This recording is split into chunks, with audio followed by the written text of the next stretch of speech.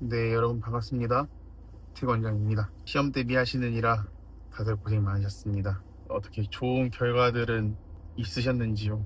이 거치대가 떨어져서 약간 구도가 바뀌었을 수도 있는데 거의 최대한 비슷하게 맞추려고 노력을 좀 했습니다. 감안해서 봐주시면 좋을 것 같고요.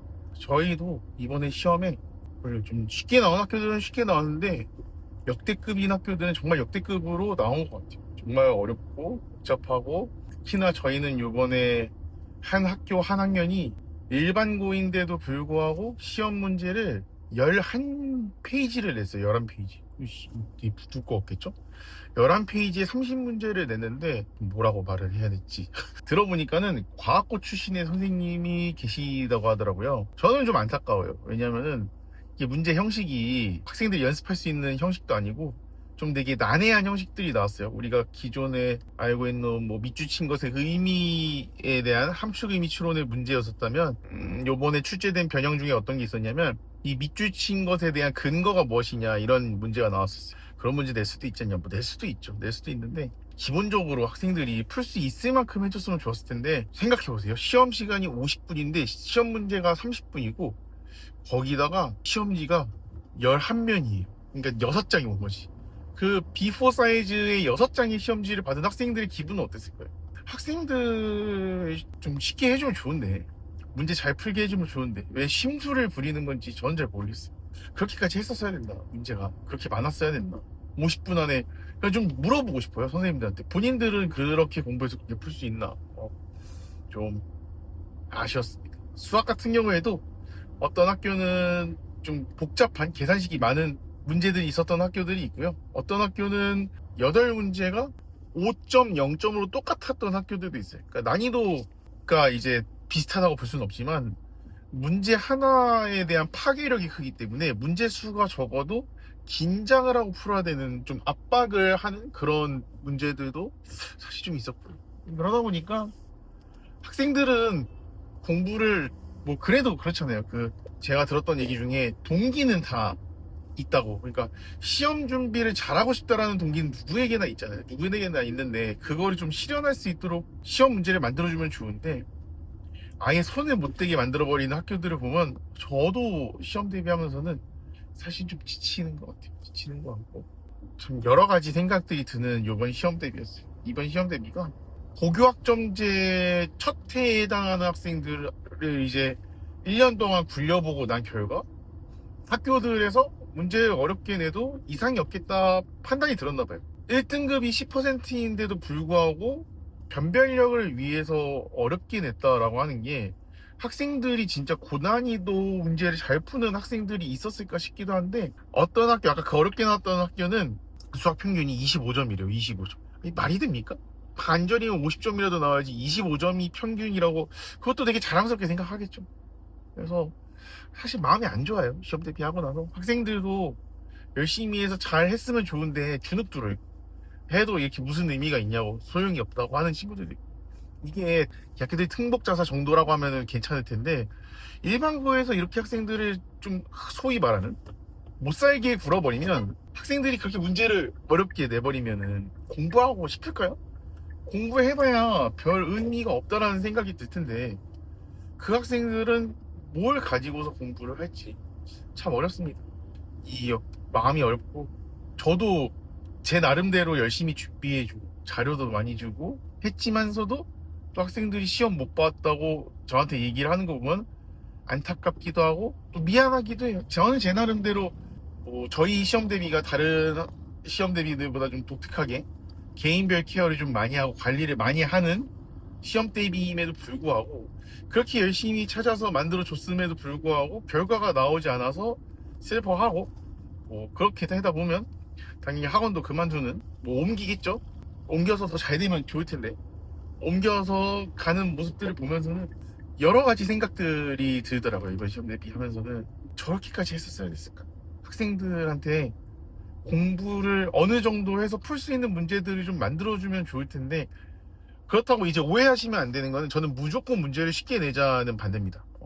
무조건 쉽게 내는 건 반대지만 변별력 있는 문제라든지 아니면은 사고를 할 수 있는 문제를 만들어주면 좋은데, 예상 범주에서 너무 벗어나니까요. 어떤 특정 학년의 특정 학교의 문제들이 너무 벗어나다 보니까 제가 학생이었으면 그냥 다 때려치고 싶었을 것 같아요. 솔직한 말로는.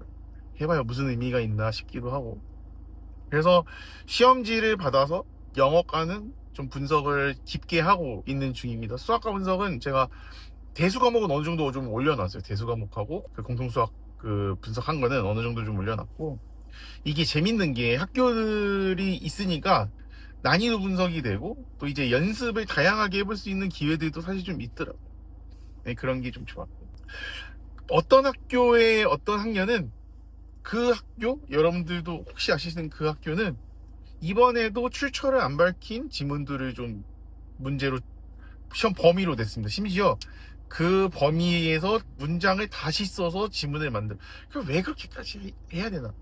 그게요, 그 교재가 저는 아는데 그 교재가 구글링이 안 돼요. 그러니까 검색이 안 돼요. 검색이. 저는 뭐 다양한 방법을 써서 역산을 해서 올라가서 출처를 찾아내서 문제 연습을 해봤지만 이게 문제 연습이 안 돼요. 문제 연습이 절대 안 돼요.